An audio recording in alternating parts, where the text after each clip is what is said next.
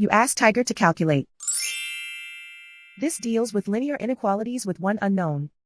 The final result is y equal or greater than -3/4. Let's solve it step by step. Simplify the expression. Multiply the coefficients.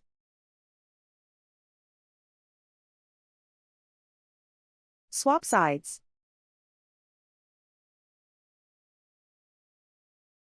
Isolate the y.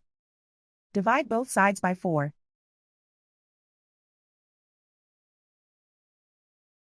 Simplify the fraction.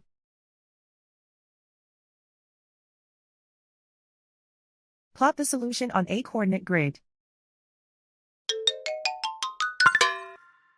And so the final result is y equal or greater than -3/4.